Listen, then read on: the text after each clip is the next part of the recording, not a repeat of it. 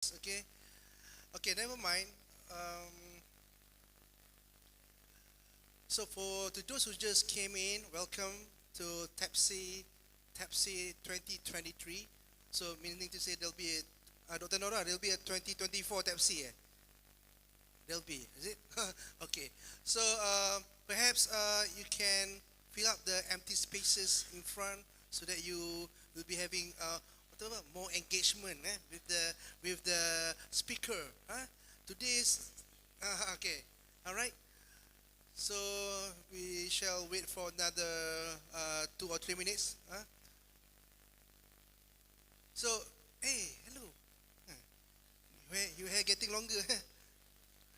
So, how was the how's the lunch? Okay, sedap ah. Sam eh. You rugi tak makan. Sedap oh. Okay, okay. After this, you ask Sean to buy you something lah. Long lost friend Jejak kasih. Alright.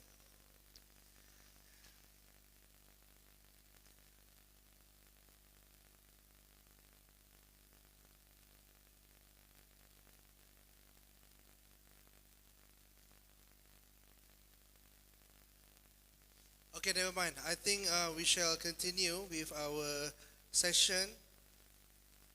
So now is 1:30 From my experience 1:30 2 p.m. lecture is very challenging, right?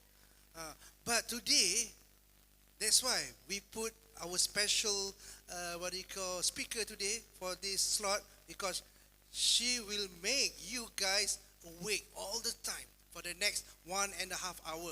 All right.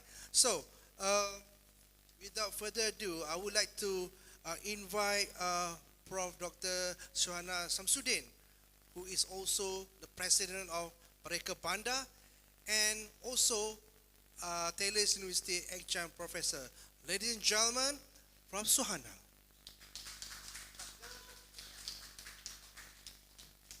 Assalamualaikum, good afternoon everyone. Yeah, very challenging time to give a lecture. If you don't sleep, perhaps I'll go to sleep. Um, okay, our lecture today is actually something that I should have been given to the Taylor's University, the ADV studio.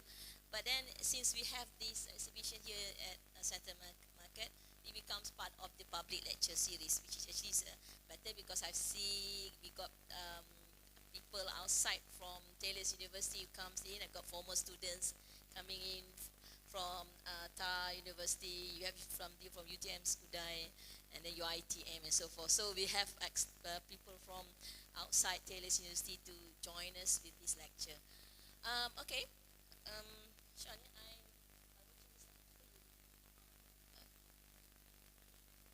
okay, ready. So the lecture today is on the responsive design in urban context, where I'll be sharing um, some of the theories that related to the way you design cities, um, which is quite crucial to ensure a coherent design in the city. Okay, next. Hey, hi, what I doing? Okay. So before we look into that context, so this is the kind of city we have today in KL. I think can we switch off the lights because it's quite blur. But make sure you don't trip. Can you see better? Is it better? Because just now it's not really that clear. Okay, so the urban context is an organization of space, time, and communication. I mean, it's actually whatever that is surrounding us in the cities makes up our urban context. Um, if we look at the very definition, it's about the physical surroundings. When we talk about surroundings, it can be built natural features that include all elements that makes up the city: topography, the movement pattern, infrastructure, built form, and architecture, land use, governance, blah blah blah, and the cultural, social, and economic factors that impact the site. That's why when I was teaching at the Department of Architecture in UTM Skudai, most students, when they come into the urban design studio, they were very scared, because it has that that impression that it's a very difficult studio to go through. It's not because of the person who's teaching, me and my husband, Prof. Bashri.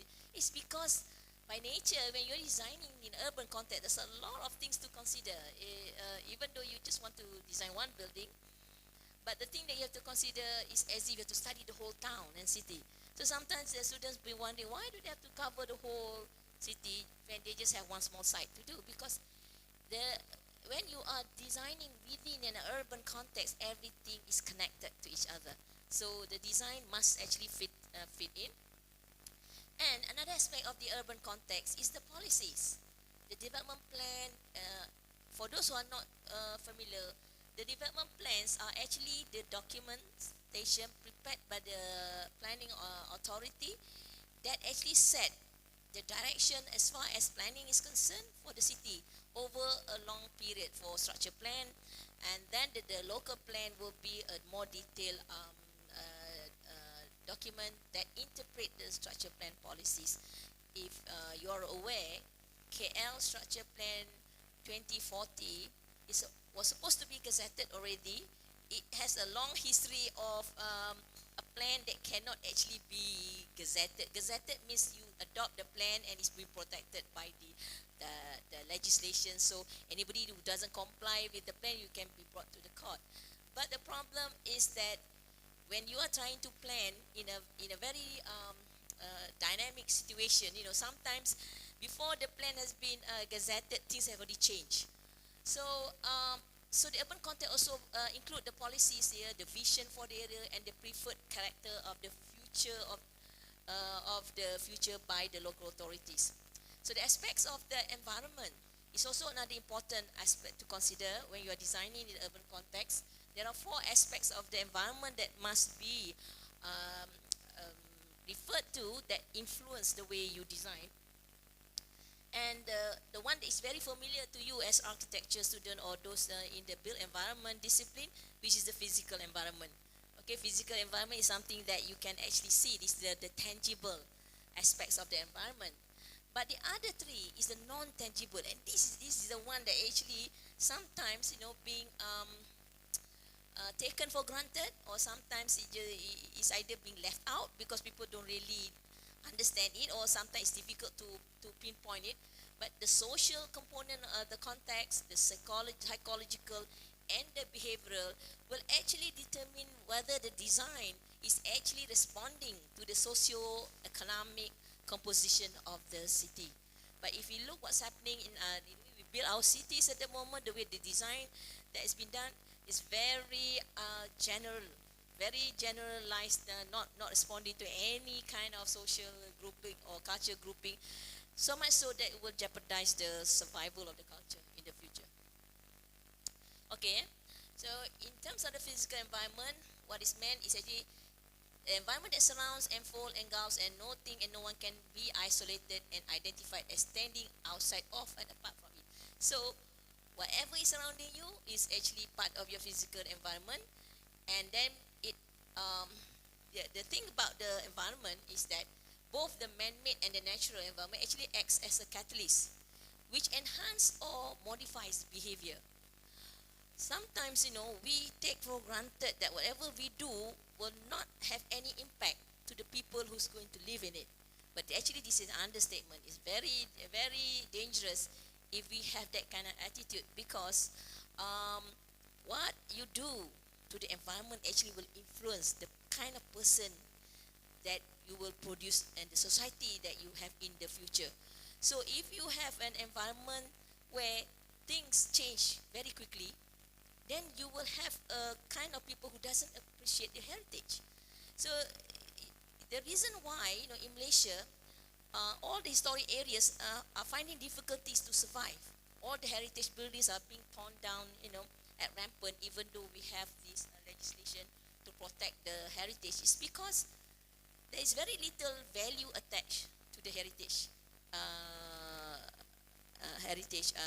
Either buildings or heritage areas. And is it because of the buildings, or is it because of the society? But the reason actually falls back to both. If you don't not take care of your heritage that forms the environment, people will not actually going to be appreciate it. So when they don't appreciate it, they will dispose it. So when you dispose your heritage, what will happen to that culture group, that society? So it will be a society that hasn't got any sense of belonging to its roots and its traditions. So it will be a society that has find difficult to form their identity. So another aspect of the environment which is very important. Do you all feel it's very hot, isn't it? The air condition is not working. But we are talking now about climate. Climate is part of the environmental context, which is very important, together with the vegetation, landform, etc. Now, somehow already in the past, we used to be able to design with the climate. If you look at the history of the colonial architecture, those are the kind of architecture that is responsive to the climate. Where at that time there was no air conditioning, so you have to look into passive design, how to make do with the natural ventilation and how to utilize the breeze and so forth in cooling down the building. But when the technology advances into having air conditioning, the architecture also change. So we do not need to respond to the climate anymore, because you know that you can always rely on the air conditioning to cool down the buildings. So that, in a way, that aspect of the environment has now been neglected in the way we design our cities. So I don't have much time to go into this, how this aspect of the environment influence. But I think over the past 30 years when I was in UTM, I've been doing research all over the cities all over Malaysia, and I've studied all the major towns. And I see the common trend is that we are slowly breaking away from our context. We're designing, we're not responding to our climate, we're not responding to our culture group. I don't know what we're responding. It's just maybe to the just dollar and cents. So the social context that need to be addressed is the history, the ethnicity, the customs, the name, the rules, regulations, and the norms, etc. We are not designing for social context that hasn't got any traditions or hasn't got any cultures. But if you look at the way we respond in our design, from the traditional architecture until now, we are really breaking away from the traditions that we have in the past. And this is really sad. If you compare to cities in Europe, they're trying to hang on to their history, their traditions, and the way they build their cities, because this is what attract people to go in there. Why? I mean, we travel all the way to Italy, Venice, just to see old buildings, which is actually carefully taken care of, because they know that's the only place you can see that kind of architecture. Otherwise, who wants to come to KL just to see our building, because you can find anywhere else in the world? So the other aspect is the behavioral context. We have to understand the kind of people living there. What are the behavior? How do they behave in the streets or in the buildings? What are the activities that they do, so that can influence your design? And then finally, the psychological context, which is about meanings, associations, symbols, cognitions, and perception. This is again another underrated aspect of design, because we are now looking into the component of how the psychology of the place, how people perceive, what makes people remember places.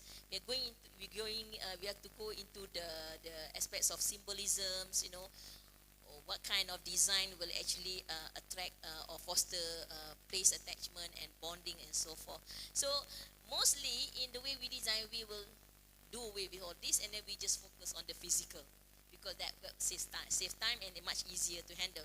But if you really want to have a good design in responding to the context, you have to actually address these four components. If you look at the understanding the relationship between the man and the environment is very important. When in UTM, the very basis of the syllabus of the architecture program, it revolves around the relationship between man and environment. Because when I joined UTM in 1985, we have to memorize this. Memorize this. It's like a philosophy adopted by the department to instill the consciousness between how man responds to the environment in the way they design their buildings. So if you look at the man, the actually what you produce in the environment actually is not the real thing, because only the one that is stimulus or information is being filtered, either directly or indirectly, will be perceived by the man. So, say for example, you said you want to design a landmark, but the way you design, actually, when it goes through the filter of the culture, religion, this is where the meanings and association is actually involved, and then another filter of the background of the people in terms of their age group, gender, and so forth. In the end, what is being perceived is actually not exactly derived from the real environment.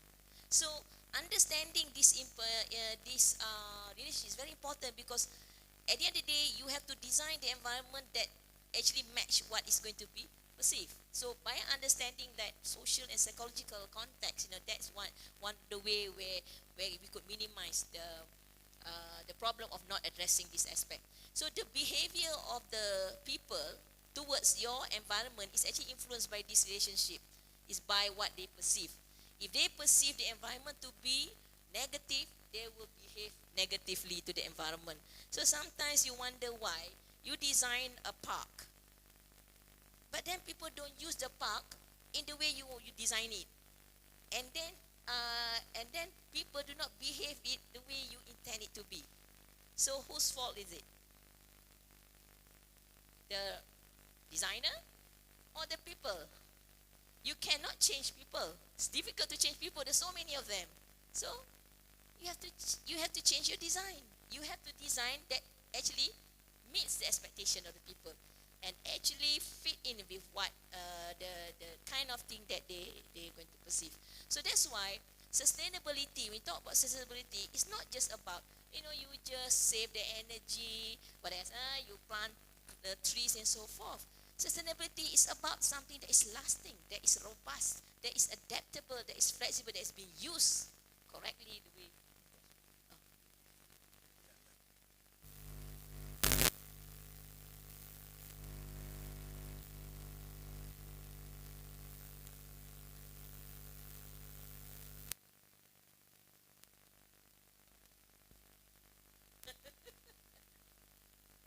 Oh, you cut off. Oh, okay, good. Okay, so like I said just now, that oh, come in. This lecture is open to the public. Okay, let's go into design. Just a bit. I think for all of you is just a recap. Just recap what's meant by design, so that we can see how we could respond to it. So when talk about design, it's actually any form of design is about the mental plan, something that you conceive beforehand. And adaptation of a means to an end, it means we employ to satisfy some of our many and increasingly intricate needs. There's also, when we talk about design, we also talk about problem solving. What good of a design if it doesn't solve the problem that you're facing? So it has to fulfill a function of, for example, what you intend it to be. That means that you have to start with a goal. If you look at the levels, urban design is at the highest level because it's dealing with vehicle context, and product design will be at the lowest because of the lesser amount of the context to be considered. It's more just on the function. So the design is actually to initiate change in the man-made things. So design and good physical entity has three conditions. I mean, this one, if you look at the treatise of architecture during the Roman times, they have to fulfill three things. Commodity, which is functional, and then firmness, it has to stand, it has to be able to support the activities, and delight. Sometimes this aspect of delight is very subjective. and also depends on the different culture group. Some things that is actually appreciated by one culture group is not necessarily a good thing. It can be appreciated. That's why sometimes when you design I remember in the early 90s, we in UTM we were commissioned to do a study of the Kuching waterfront and the stalls, hawker stalls. At that time, the chief minister wanted to transform the Kuching waterfront, and they engaged consultant from Sydney, Australia. So this consultant is bringing the value of Sydney into the Kuching waterfront. What is the difference? In terms as far as the context is concerned, the difference is the social context, isn't it? Because they're designing a waterfront, but in a different context than Sydney. So in the end, when you look at the initial idea, is that it's like a Sydney waterfront smack in Kuching, where you have all these tribes, all these natives coming in and selling things on the floor, and suddenly, they have all this. It's really a mismatch of the design in relation to the social context, expectation of people. So that's why when you are looking to, even if the design meets the function, it's structurally sound and so forth, but it doesn't fulfill the delight as far as social context is concerned, then you have not done your job in terms of responding to the context. And there is this non-visual aspects of the urban context, like the sensory qualities, which is again underrated in the design process, because we normally look into things that is really tangible, that is easy to grasp and handle. But these are the one that actually gives the sense of place, the sense of being different from other places. So, for example, what is the difference of going into the supermarket in terms of your social shopping experience? The difference between a supermarket and a wet market. It's different, isn't it? Or you don't see the difference? The difference is because of the sensory qualities. In a supermarket, everything is very well laid out, very sterile, very no smell involved. So if you go to the wet market, or you haven't been to wet market, you go to wet market, then you're bombarded with all sorts of sensory qualities, the smell, the sound, and so forth, the colors, and this actually creates character to the place, and which have to be appreciated. So I will run through very fast on these aspects of design. So it's about the arrangement of physical and thus perceive the form of city. Because when you look into architecture and urban design, the only difference is in terms of the scale of the problem. Okay, if in architecture you are just given on a site, you have your built form to design. But in urban design, we're looking into the city form, when all buildings are actually becomes part of the composition of the city. So in Malaysia, when the tendency now is actually not to design cities according to the urban form, but more in terms of the spatial organization on the ground level. So that's why you look, there's no coordination in terms of the skyline. See, I think KL is a good example when there's, so that anything, you can build any high-rise anywhere you like, depending on whether the client wants it to be. But if you look at certain cities, there is a skyline policy where you control. So that, because the skyline gives the impression from far, the kind of the city, the image of the city from far. London used to have a skyline policy where no buildings can exceed the height of the St. Paul's Cathedral. But after some time, I think the 70s, 80s, they cannot stand the pressure of these commercial developments. The NatWest Bank becomes one of the buildings that actually overshot the height of the cathedral. And since now, you can see that London has also a very chaotic skyline. But I think one of the cities which is really managed to retain its is Florence in Italy, where you say the Grand Duomo Cathedral is really the most dominant building if you see the city from far. So it depends on the ordering. That's why I say if we do not focus on urban design, then we will have a very chaotic city that we are seeing now today, because design doesn't happen by chance. You cannot just say you do something, okay, you just trial and error. It's something that you have to work beforehand. It's something that there must be a purpose to do so. Okay. So good design is above personal preferences. So when you're talking even good design in general, but even good urban design is not something that is based on what the mayor likes it to be, or what the prime minister likes. But we have one city which was built according to what the prime minister wants it to be. Which city? We got one city was built because of the vision of our prime minister. Putrajaya. And they even keep it a secret. Nobody knows what's happening until when they bring the hoarding down, and suddenly you can see all this. The city suddenly like a stage setup, where they display all sorts of architecture, Moorish architecture, and so forth. It's a showcase of individual buildings. But if you look at Putrajaya as a whole, it doesn't. It was not designed as a city as a whole. So. A simple application of a method will produce good design, but like I said, it has to obey general principles of abstract composition, result from ideas express human ideals in built form.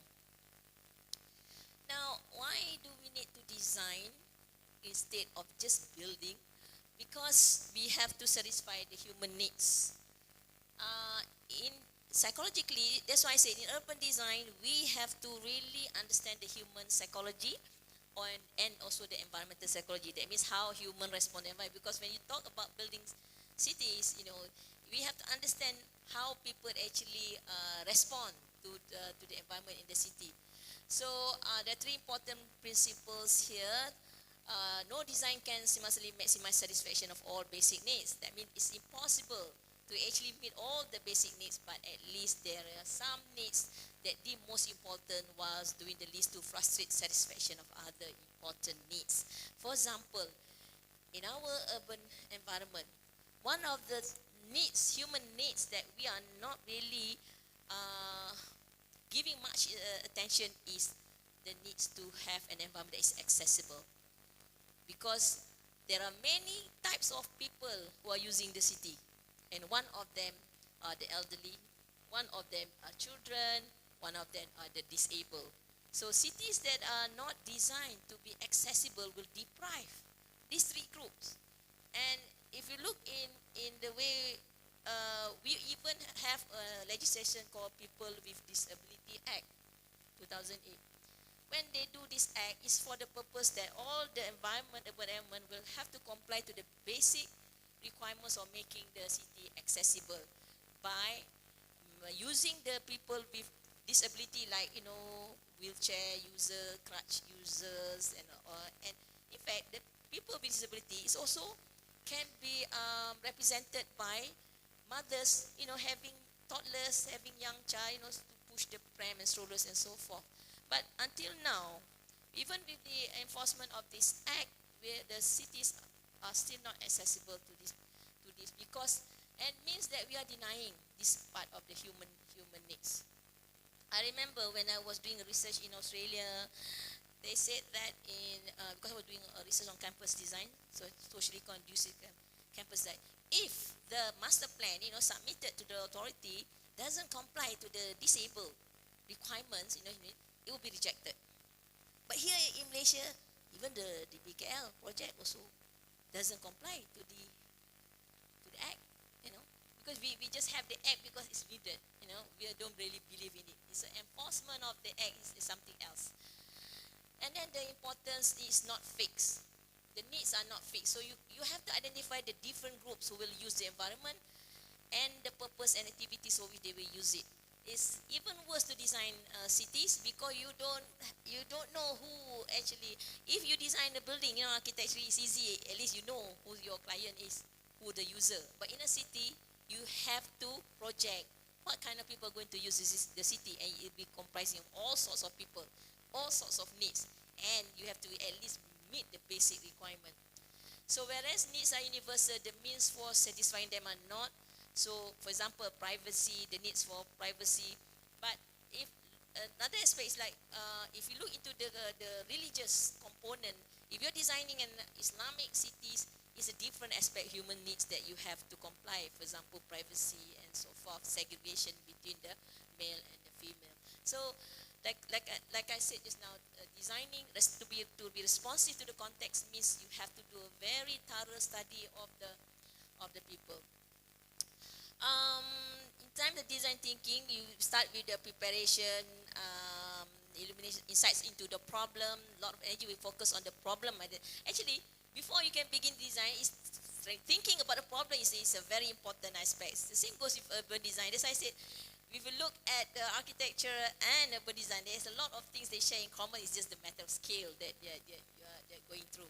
So finding problems and producing solutions, sometimes not always a logical activities, will demand the highest level of creative thinking. To solve problem is the highest level. Problem solving is the highest level of creative thinking.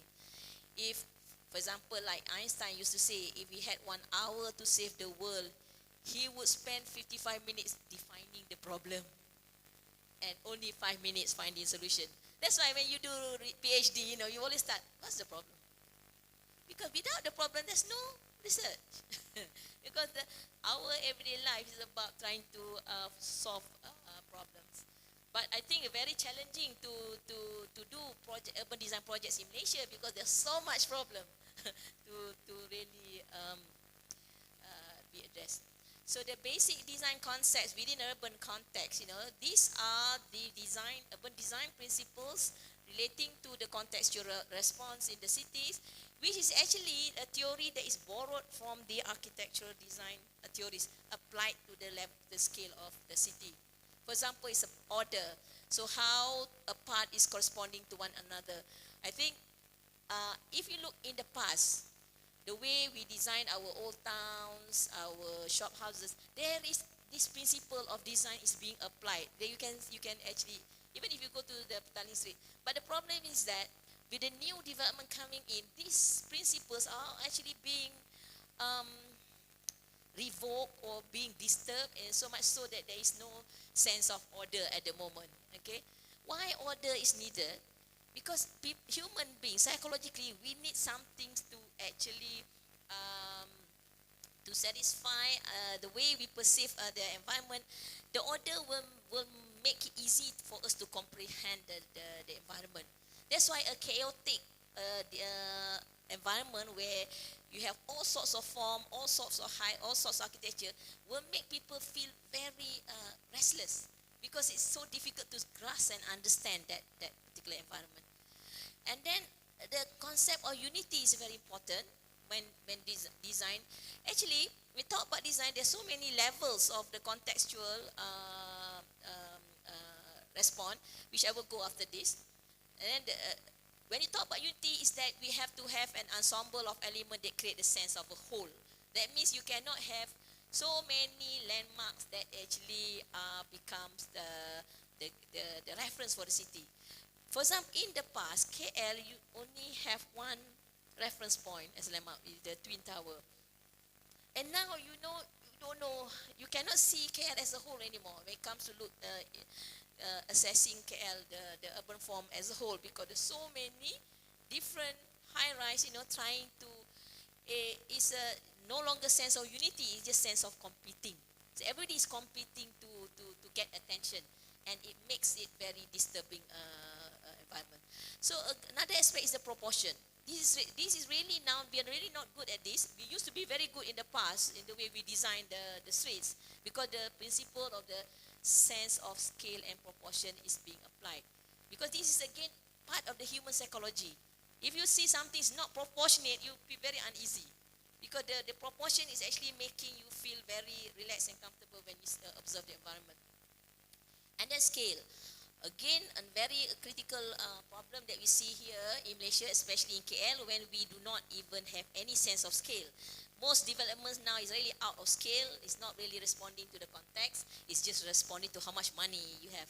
You can imagine here in KL, there's so many high-rise development that they are not even being utilized.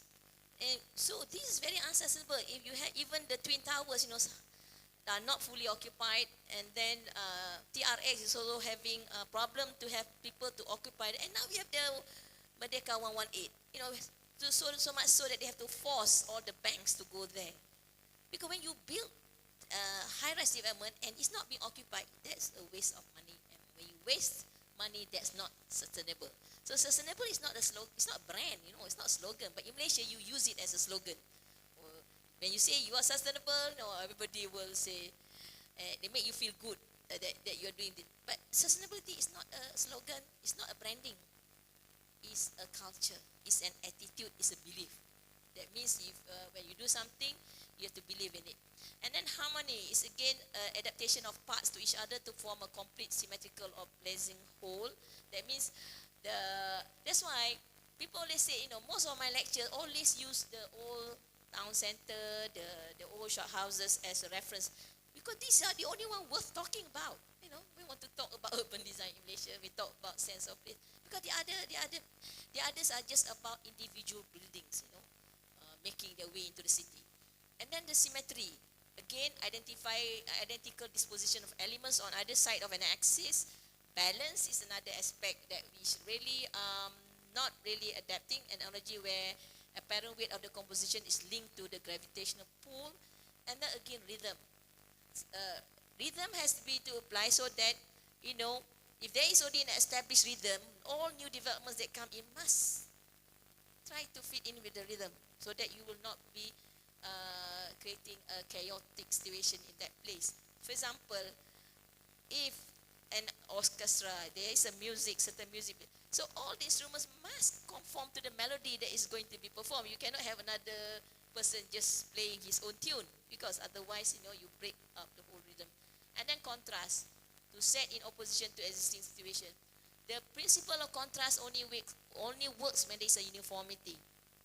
When there is no uniformity, you do not see any contrast. But if everybody wants to become a contrast, what will happen? If that's what's happening here in KL, in our cities. Everyone wants to become a contrast. So, can you see the contrast? No, and you cannot see contrast unless there is a principle of uniformity. Say, for example, everybody wearing white, and then suddenly there's one person wearing Sam here wearing green. Then he's becoming a contrast, because you all also uniform. You have a similar. So, but if everybody wearing green, red, orange, purple, and so forth, where is the contrast? The effect of contrast is not there. So another aspect that we in Malaysia have to learn from others is to respect the historical context, because history cannot be created. This is something that we always forget. We thought that it's so easy to pull down one building, say 100 years old building, and then you build another building with very, very beautiful architecture, but you cannot replace the 100 years of existence, isn't it?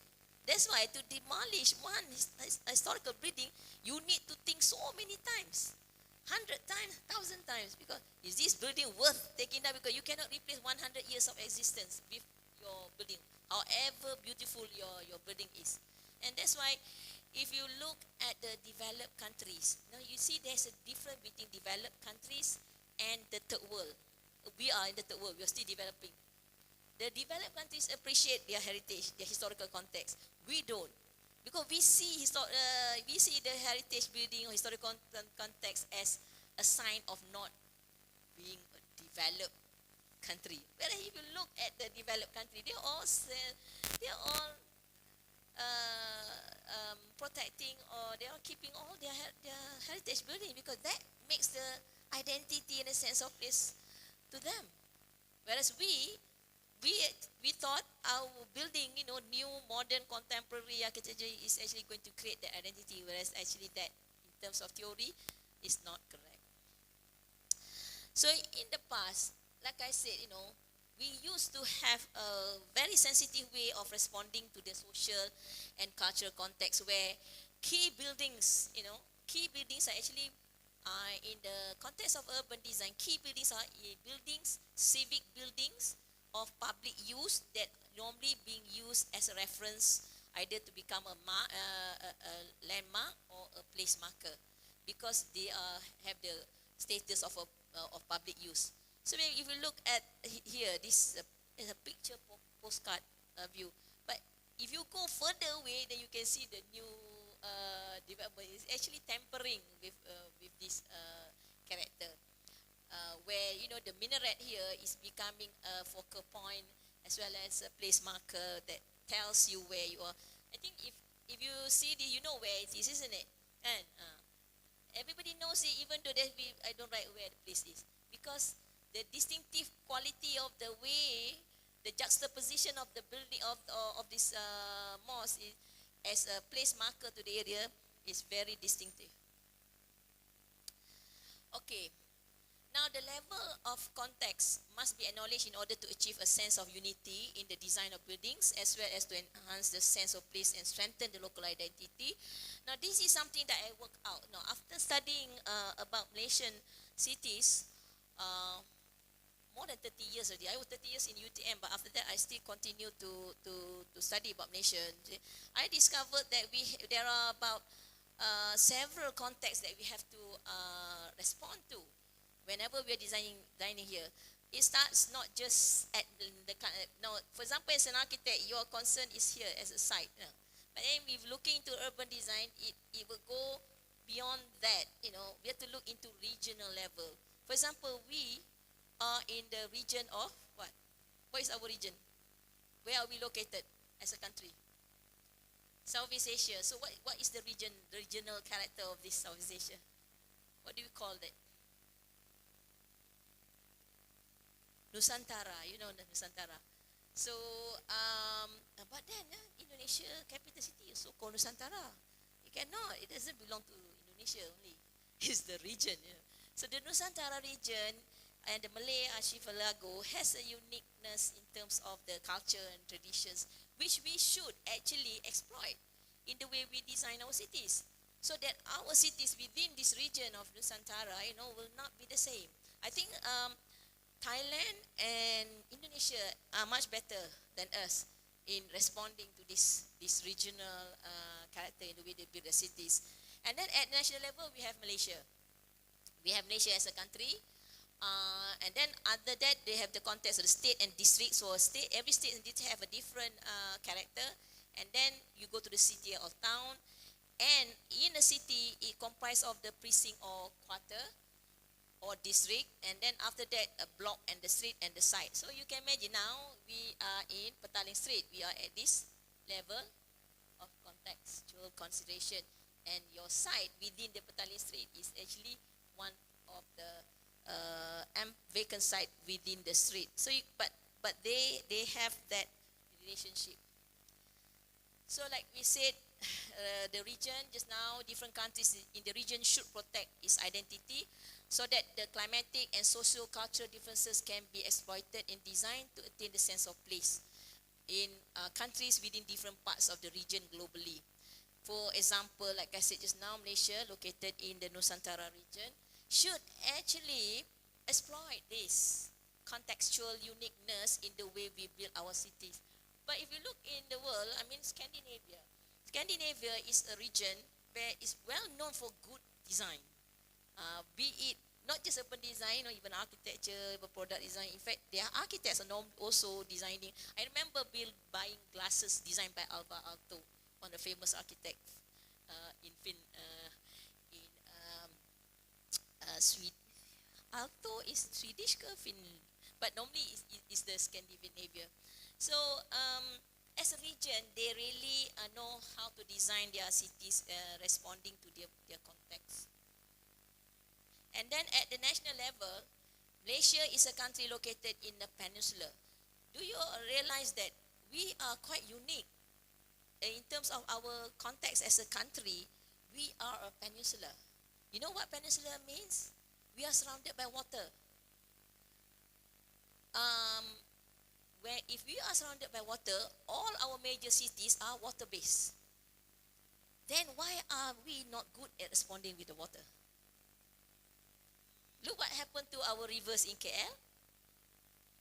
We downgrade it to become a monsoon drain by by by culverting it, by having um, the embankments is no longer natural, and you downgrading. That means the monsoon drain is actually at the lowest level compared to river, because river should have a natural edge and so by right we should be good at designing with water, and we should be approaching urban design, water sensitive urban design, because most of our major cities, the either built by the river, estuary, or by the sea, because it has that historical relationship with the function of the water bodies for transportation.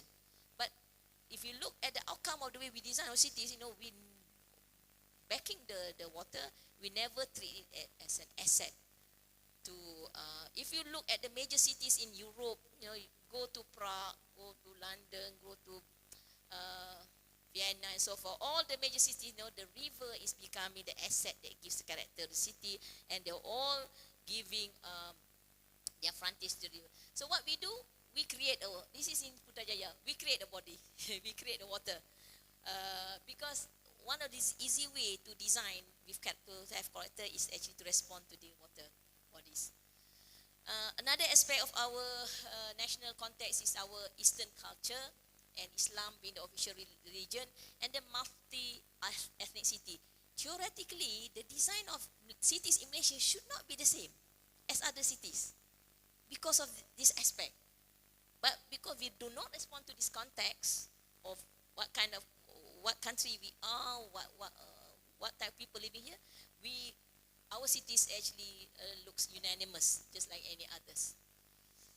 And then within the street, within the states and districts context, every states have their own geographical location, which is considered to ensure that every district in Malaysia, we have a states that is not having any royal, any king or sultans, and we have states only have governors, which is the states. So theoretically, again, those states that is governed by the governor or the was used to be colonial, governed by the colonial, they should have a different kind of character.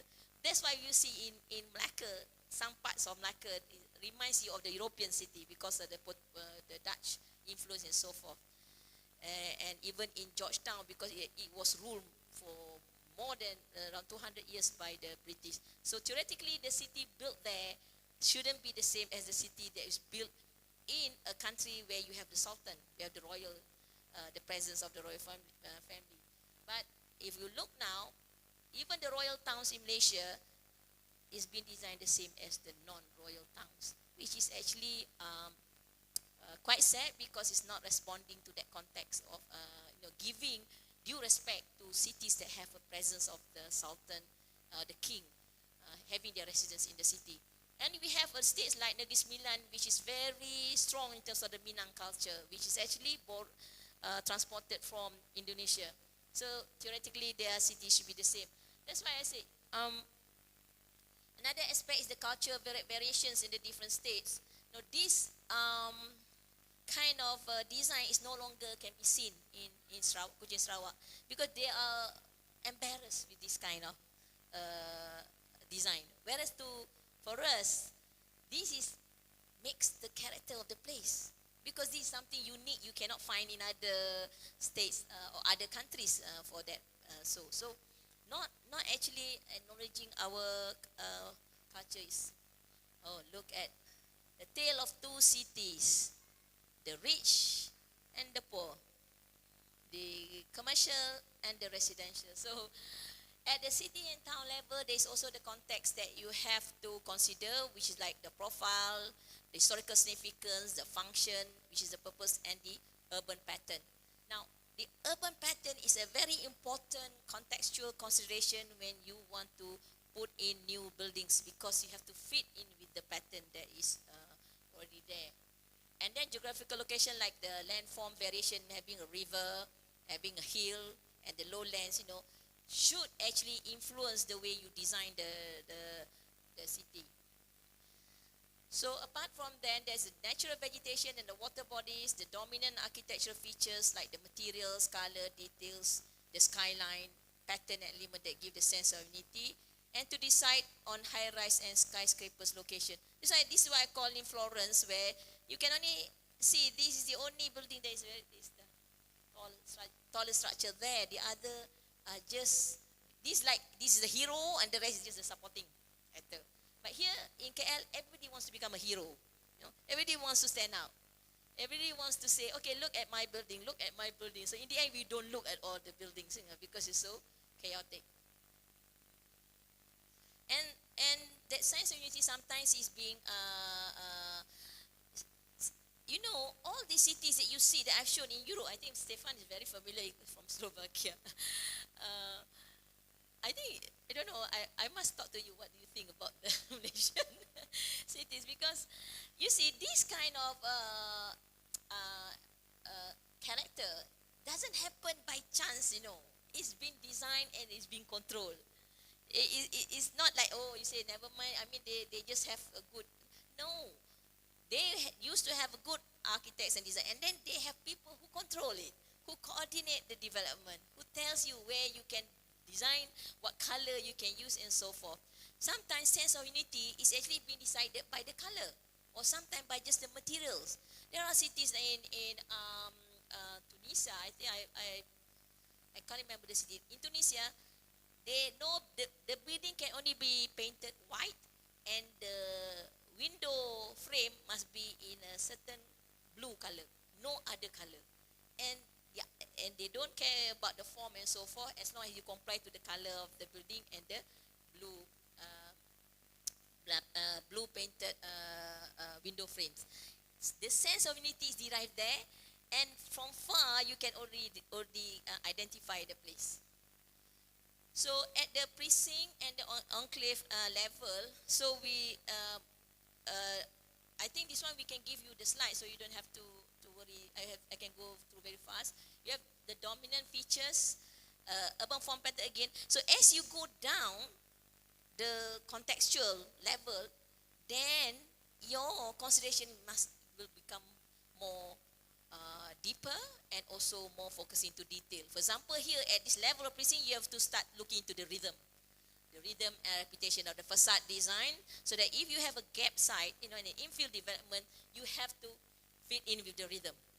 Because if you try to change the rhythm, then either your building is intended to become the contrast or the landmark, but that must be a decision that is based on a thorough study of the whole context.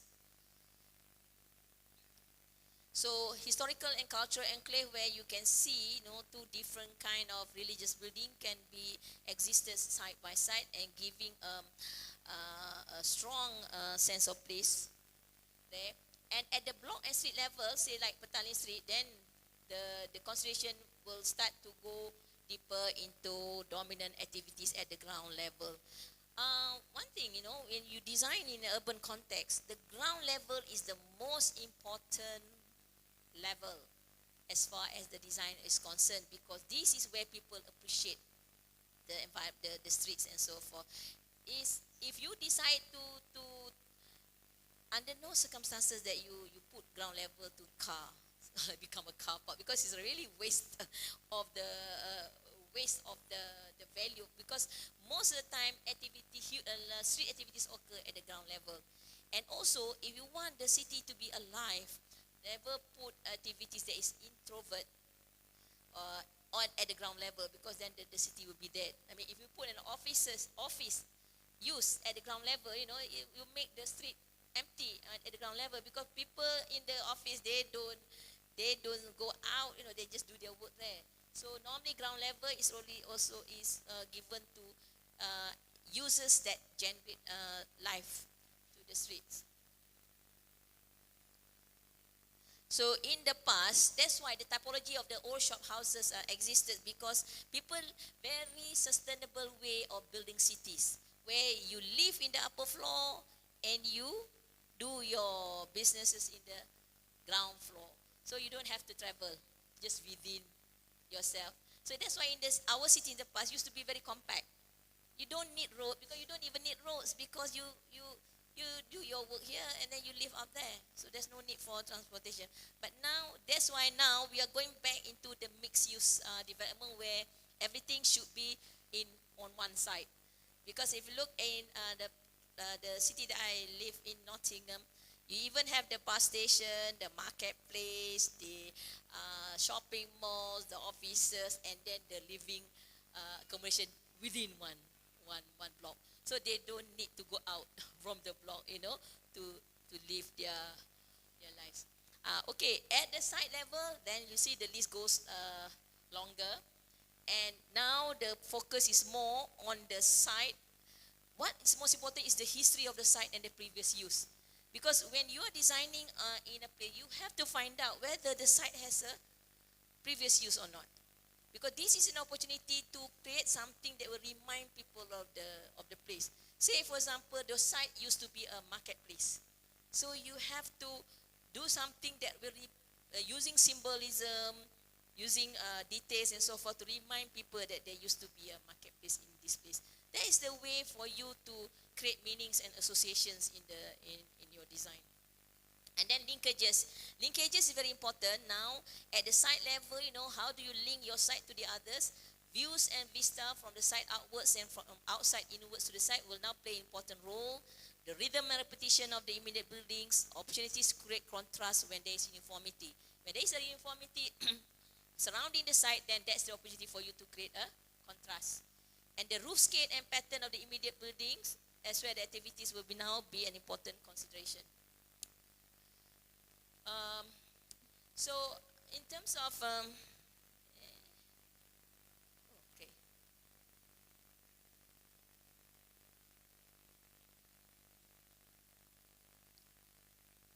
Okay, now just I missed one slide. Okay, so contextual design theory in urban design is to integrate the physical environment, including the topography, biodiversity, and the buildings and infrastructure, where you have to incorporate the heritage, culture, historical context of surrounding communities and places. And Roger Transit produces a book in his Finding the Lost Space,